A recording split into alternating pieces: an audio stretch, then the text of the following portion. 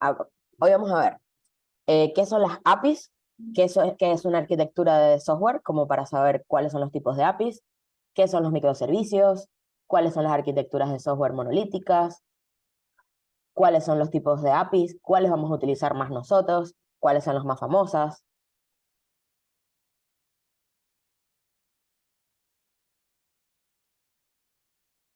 La clase de hoy es cortita, es todo teoría, es para que se lo lleven, la asimilen, la lean un par de veces o vean la clase un par de veces y comiencen a compararlo con lo que utilizan en el día a día. O sea, todas las aplicaciones, todas las aplicaciones que utilizamos en el día a día, páginas web, etcétera, utilizan APIs. Entonces, a partir de hoy, con esta información, ustedes van a poder identificar cuando hay una API. Y luego, la clase que viene con Mariano, van a tener la práctica con Postman, así que van a aprender a probar las APIs. Y acá les muestro las tres APIs más famosas que todos conocemos, que dependen del país donde vivamos, se utilizan más unas u otras. Stripe, que es una pasarela de pago de Estados Unidos. Mercado Pago, que es la pasarela de pago de Latinoamérica, más famosa en Latinoamérica. PayPal, que es otra pasarela de pago, una de las más famosas a nivel mundial y diría que de las más viejas y seguras. Y cada una de ellas, ¿qué es lo que nosotros podemos observar? Que no importa en cuál sitio web estemos, en muchos sitios web diferentes se pueden utilizar estas diferentes maneras de pagar. Y ustedes se preguntarán si en ese sitio web trabajan personas de Stripe para poder implementar esto. Y no, simplemente cada una de estas aplicaciones en su desarrollo propio, o sea, in-house, así se dice, in-house, ellos desarrollan APIs que se pueden conectar fácilmente a otros desarrollos. Es decir, con una línea de código, un desarrollador que está desarrollando un e-commerce puede conectar el medio de pago con Stripe, con otra línea de pago con Mercado Pago, con otra línea de pago con PayPal. Y luego se va a ver visualmente la configuración de qué va dentro de esto. ¿Cómo se dan cuenta ustedes cuando están utilizando una API? Porque cuando cliquean algo, eso les redirige a otro lugar, a otra página externa a la de ahí mismo. Y eso es una API.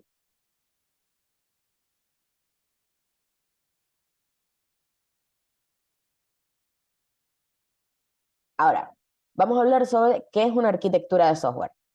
Una arquitectura lógica de software se refiere a la organización estructurada interna del sistema de software en términos de sus componentes y las interacciones entre ellos. ¿Qué quiere decir esto? Que es lo que define cómo está conformado el sistema, o sea, qué va a hacer y cómo se va a interconectar entre sí. Se centra en cómo se organizan y se relacionan los diferentes módulos, capas o componentes del software para lograr los objetivos funcionales del sistema. ¿Por qué definiríamos diferentes arquitecturas de software? Porque depende para lo que se va a utilizar el sistema, conviene que tenga más APIs o que tenga más estructura monolítica, que es la antigua. Entonces, de acuerdo a lo que se necesite para el sistema en particular, se va a describir qué arquitectura de software se va a utilizar. Y hay más arquitecturas de software, pero las dos más utilizadas son monolítica y microservicios. La monolítica es una aplicación que se compila y se ejecuta en una sola entidad completa. Todos los componentes y funcionalidades de la aplicación están interconectados y dependen los unos de los otros. No se pueden desplegar o actualizar de forma independiente. Ejemplo, eh, actualmente ya casi no quedan aplicaciones monolíticas, porque ya todo se puede como desarrollar por partes. Pero antes, ejemplo, un sistema bancario no podía salir a producción hasta que estaba completo, hasta que estaba desarrollado completamente. En la actualidad, con los microservicios, que son arquitecturas que dividen la aplicación en servicios más pequeños e independientes, cada servicio tiene su propia funcionalidad específica y se puede implementar o actualizar de forma independiente. ¿Qué quiere decir esto? Que en cualquier aplicación yo puedo actualizar hoy el login y mañana la página principal y pasado mañana el checkout y no tengo que hacerlo todo al mismo tiempo. Mientras que en la estructura monolítica tendrías que desarrollarlo y actualizarlo todo al mismo tiempo.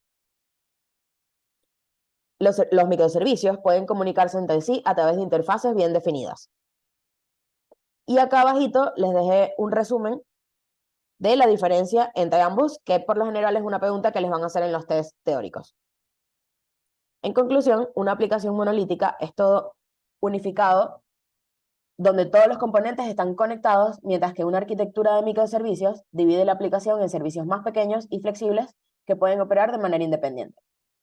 ¿Se acuerdan cuando hablábamos de cuando pasamos de metodologías tradicionales a las metodologías ágiles? En el caso de los microservicios, sería más o menos esa evolución. El que antes, hasta que no estaba todo listo, no lo podíamos utilizar, y ahora lo dividimos en pequeñas funcionalidades que nos vayan a entregar productos funcionales y que podamos utilizar desde ya para poder trabajar sobre eso y poder ir tanto como avanzando, probando el producto y poder hacer las mejoras que sean necesarias de acuerdo al público objetivo.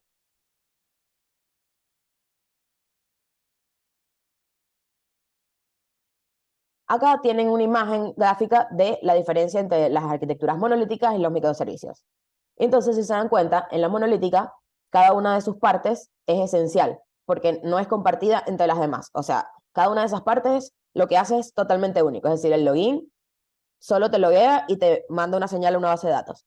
Después viene la página principal, que supongamos que es el Lego de la derecha, y entonces eso te va a mostrar la página principal y eso es una llamada a otra base de datos. Y así de manera independiente, pero todo junto dentro de un sistema. A diferencia de los microservicios, que los microservicios son funcionalidades completas que pueden funcionar independientemente. Es decir, la página principal va a tener un mini login. Todo va a tener lo mínimo que necesitas para que eso funcione. No quiere decir que todo va a tener todo. Si se dan cuenta, pueden tener diferentes componentes, pero en general tienen como iniciar sesión por separado.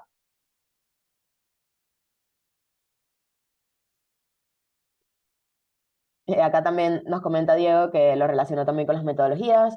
También tenemos otro comentario que dice, básicamente una arquitectura monolítica sería una página web de esas de servicios públicos que siempre están caídas. Correcto.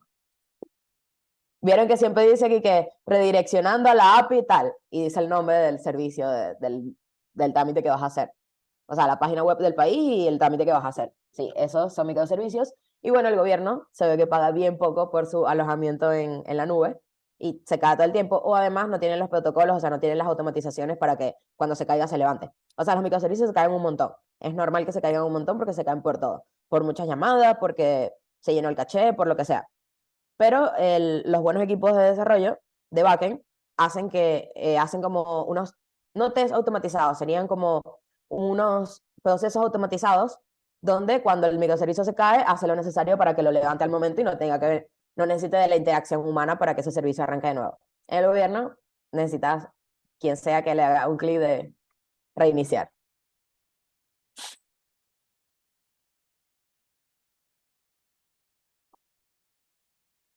Facebook tiene un montón de microservicios, pero ese es el claro ejemplo de lo bien que funciona. O sea, si se dan cuenta, cuando ustedes van al marketplace, cambia la URL. O sea, sigue diciendo Facebook en algún momento, pero cambia marketplace.facebook o viceversa y tal.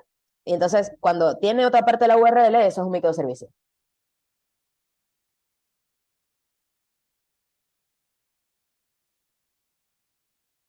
Y dentro de los microservicios tenemos un tipo de microservicios que son los web service. Un web service facilita un servicio a través de Internet. Se trata de una interfaz mediante las dos máquinas o aplicaciones se comunican entre sí. Esta tecnología se caracteriza por ser multiplataforma. Cliente y servidor no tienen por qué contar con la misma configuración para comunicarse. ¿Qué quiere decir esto? Que ustedes a Facebook pueden acceder desde su computadora, desde el celular, desde una tablet, desde cualquier dispositivo que tenga Internet. De hecho, hay mensajes de texto con el cual pueden hacer ciertas acciones en Facebook, mandando un mensaje de texto. Y en Twitter también puedes tuitear por mensaje de texto. Entonces, estos son microservicios. Puedes acceder desde diferentes medios a través de una cosa que compartan. Y en este caso lo que comparten es un web service, un servicio a Internet, un acceso a Internet.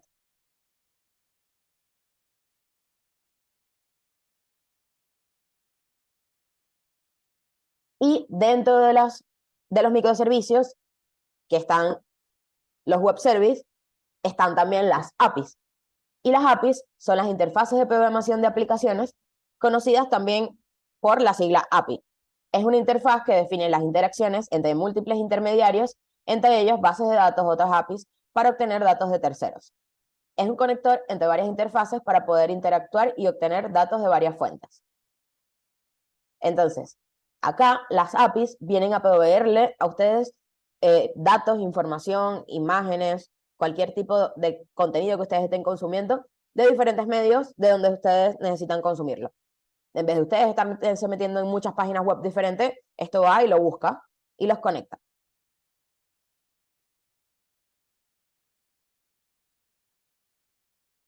También, entre los tipos de APIs, existen las APIs SOAP y las APIs REST.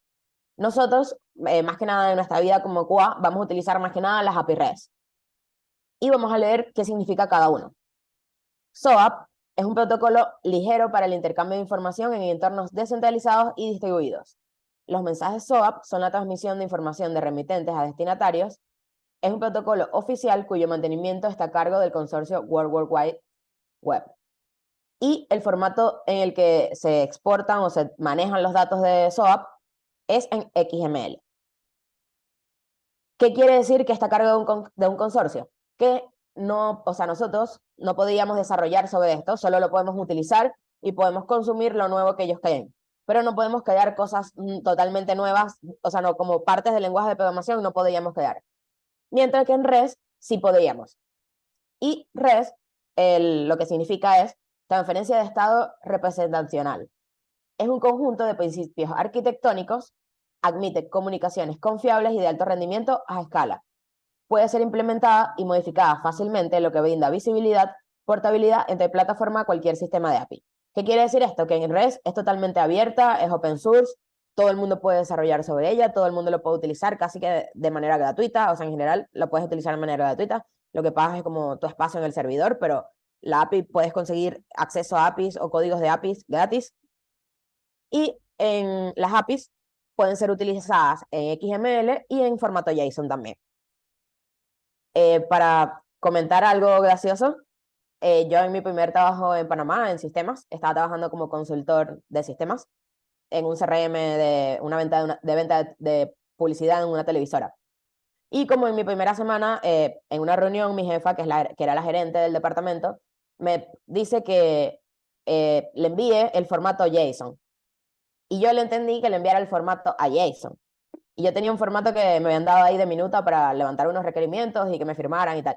Y bueno, yo pasé como una semana buscando a JSON y no lo conseguía por ningún lugar. O sea, lo busqué en el directorio, lo busqué en el correo, lo busqué en el directorio principal, que era como una página web que tenían. Le pregunté a la gente, o sea, mucha gente le pregunté quién era JSON y nadie sabía quién era JSON. Hasta que ya, ajá, basta, tenía que resolver quién era JSON. Voy y le pregunto, a mi jefa lo que me dijo fue puntualmente, porfa, hazme el manual de usuario, en, subes el JSON for Dummy. Y era como que, ok. Y entonces yo estaba buscando a Jason y a Dumi, que eran dos personas para mí. Después me doy cuenta, diciéndole de que no conseguía Jason para subirle el formato, que yo pensaba que era el formato de la minuta, me aclara que Jason, y yo, es que vos me dijiste que subiera el JSON. Y ella me dice, sí, el archivo JSON que te mandaron los desarrolladores. Y yo, ah, y nada, nos reímos hace un rato. Y después con Dumi también fue lo mismo buscando a Dumi. Y no, Dumi era para tontos, o sea, un manual muy claro. La principal diferencia entre los protocolos de APIs, SOAP y REST, es que SOAP es un protocolo, disculpe que lo dije mal, SOAP es un protocolo y REST no lo es.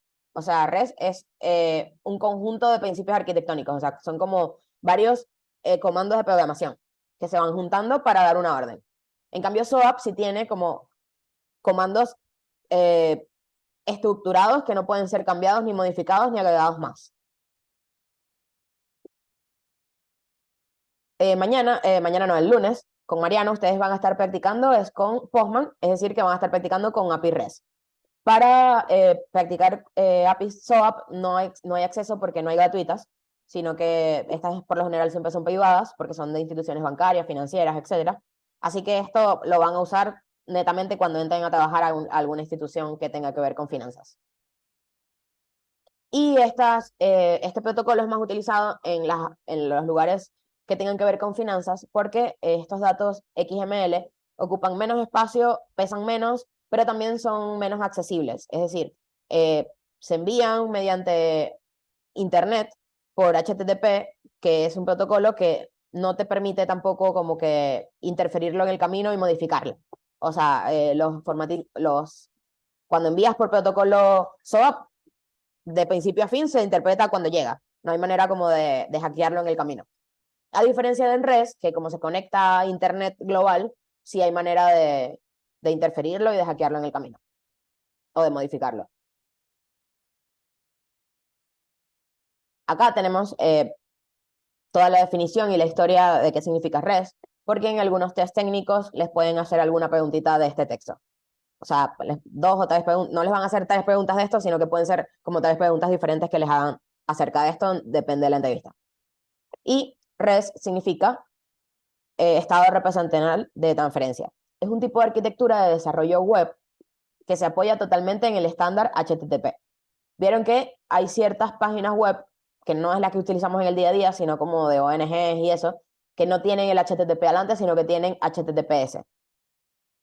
Entonces, API REST se basa en HTTP, que también en este caso incluye HTTPS. Pero también depende del país, hay otros protocolos adelante, pero la verdad es que no son utilizados en América, o yo no conozco casi. Este protocolo de enrutamiento fue definido en el 2000 por Rohit Fielding, uno de los padres de la especificación HTTP, que ya es un lenguaje de programación, que es un referente de la arquitectura de datos de redes. La mayoría de las aplicaciones que se desarrollan para servicios profesionales disponen de una API REST para intercambio de información entre el front y el back. Esto por lo que les comentaba, de que si no la arquitectura sería monolítica y estaríamos utilizando como las metodologías viejas y trabajando, no entregando hasta que estuviera totalmente listo. Acá podemos ver gráficamente cómo funcionan las API REST y vemos que tenemos un cliente, que el cliente puede ser una computadora, un celular, o sea, cualquier dispositivo que tenga acceso a Internet. Este dispositivo le va a mandar una petición a la API, que es esto que vemos acá en el medio, y la API va a grabar o a pedir información a la base de datos. Y esto va en formato JSON o XML. Las peticiones, esto lo vamos a ver más a detalle más adelante, pero las peticiones con las que les podemos hacer requerimientos a la API son get, post, put y delete. Y estas peticiones son métodos, se llaman métodos API REST. Estos métodos son utilizados solo para API REST, son parecidos para SOAP, pero no iguales. Entonces, el que aprendan API REST no quiere decir que van a haber aprendido SOAP. Pero de SOAP, de igual manera, aunque no vayan a tener experiencia ni vayan a haber practicado en ella, léanse la teoría porque la teoría tienen que saberla sí o sí.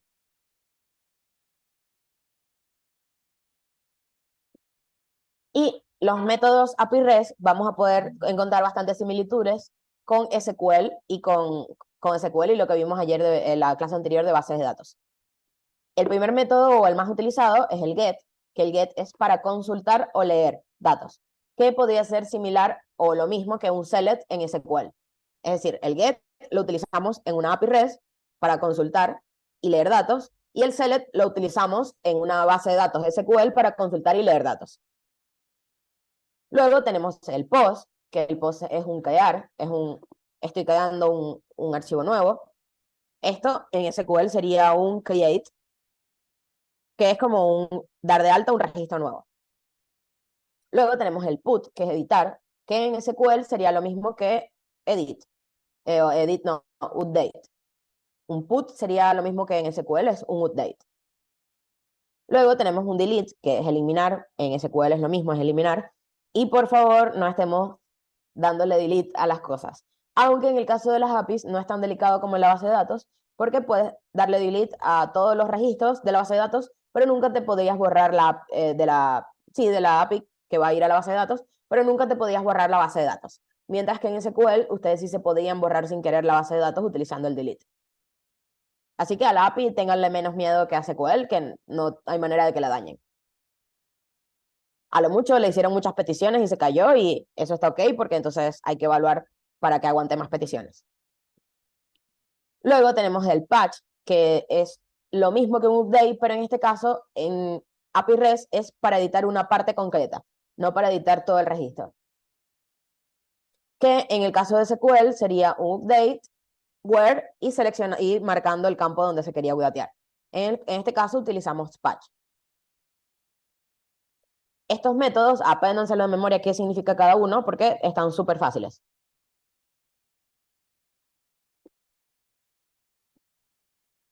Y ahora vamos a ver qué son los códigos de respuesta. Estos son los métodos API, es decir, lo que nosotros mandamos de petición, lo que nosotros mandamos de requerimiento, lo que nosotros escribimos para que Postman o la API o el Swagger o como se llame en la empresa, o sea, depende de lo que estén utilizando en la empresa donde estamos para manejar las APIs, nos haga, o sea, nosotros le hacemos el pedido con esto. Y ahora nosotros vamos a tener una respuesta de parte de la API. Y esa respuesta se llaman códigos de respuesta, valga la redundancia, y estos códigos de respuesta HTTP estandarizan una forma para informar al cliente sobre el resultado de su solicitud. Estos son los códigos de que cuando no ven nada es porque estuvo ok, así que ahí no vieron el código, vieron la página web, consultaron lo que iban a consultar, etcétera. Pero cuando les aparece algún error que se cae la página, les dice error 400, internal server, cualquiera de estos.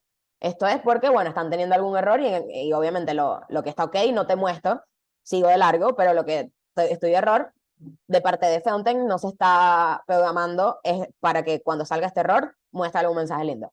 La idea es que de parte de Fountain se haga alguna pantalla linda para cuando venga este error se muestre esa pantalla.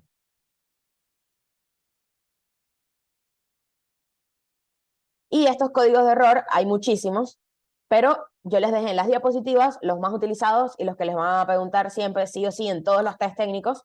O sea, alguna pregunta mínimo, dos de estos códigos les van a preguntar en un test técnico, o mínimo les van a decir que nombren algunos códigos de error. Así que estos apréndanselos de memoria y además les dejo aquí un recurso que está muy divertido, que son los códigos de error, pero con fotos de gatitos. Ahorita lo vamos a chusmear, primero vamos a ver las diapositivas y los códigos de error que son los que más les preguntan o los más utilizados o los más, sí, los más utilizados en general. Y tenemos el código de error 200, que es OK, o sea que la API está respondiendo bien, que respondió, que pasó la solicitud, es decir, y te pudiste loguear o pedir los productos o lo que fuera. Luego tienes el 201, que es un create, o sea, un crear. Esto indica que la solicitud tuvo éxito y se quedó el recurso, o sea, puede ser haber quedado un usuario o simplemente haber enviado el usuario y contraseña y que haya respondido OK al login. Y el create en general es como mandado, o sea, te da de respuesta de un put o un post. Ambos códigos. Los códigos positivos en general son las respuestas de un put o un post. Luego tenemos los códigos de respuesta negativos, que son bad request, que es el 400.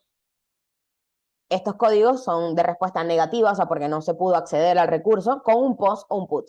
También podemos estar mandando información y no llegó por algún motivo, entonces nos devuelve 400, que significaría bad request. Luego tenemos el 404, que es no encontré eso. En este caso, sí, ojo que lo que ustedes están buscando no lo están encontrando. Puede ser, están buscando en Google y les da este error, no se está entendiendo el texto o algo para el sistema. O sea, el sistema no está pudiendo interpretar qué quieren ustedes. Luego tenemos el 401, que este error es no puedes pasar, es decir, no tienes permiso para esto, como cuando estamos entrando en un sistema con un rol y queremos acceder a funciones de un rol que no tenemos.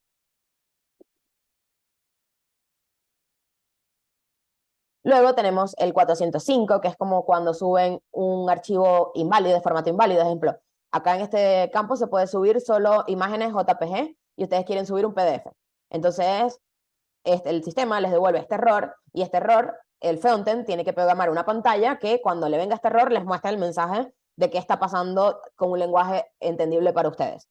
Pero si ustedes lo ven por consola, van a poder ver este error. Luego tenemos el 409, que es genera conflicto. Esto puede ser que un put estás mandando el recurso dos veces seguidas y no lo ha terminado de procesar o está chocando, no puede tener el mismo ID.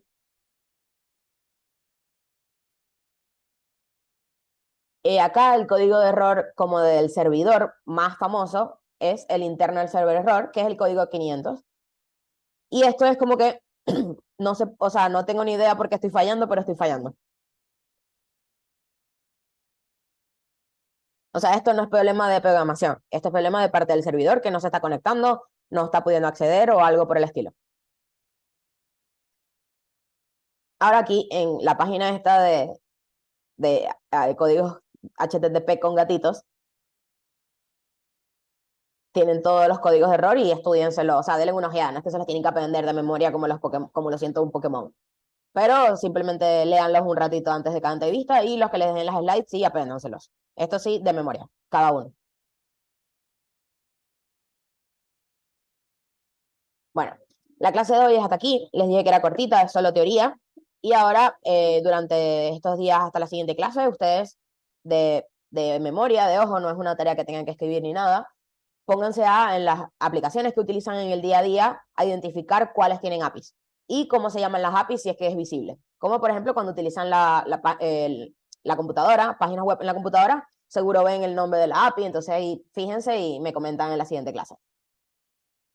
Acá yo les voy a dejar para que se instalen Postman. Van a ver una práctica de Postman con Mariano, la siguiente clase, que es el lunes.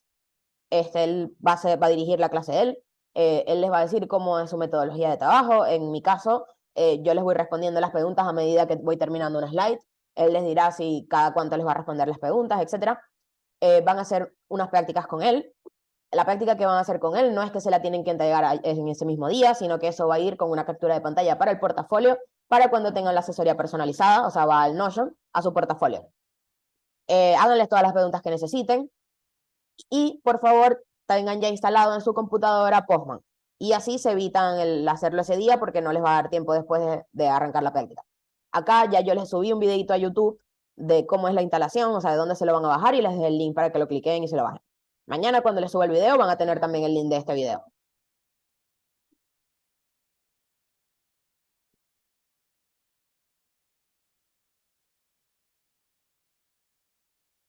Acá Paola nos comenta que cuando hacen un pago con una página que nos revisa Mercado Pago es una API, sí. Mercado Pago es la API más usada en Sudamérica. Sí, Otaniel, todas las clases, absolutamente todas, quedan grabadas y se suben al siguiente día.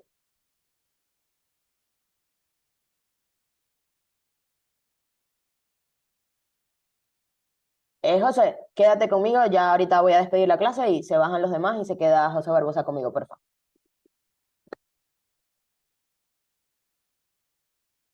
Así que Vale, hasta luego, feliz noche. muchas gracias y que tengan buenas noches. Buenas noches, Simo.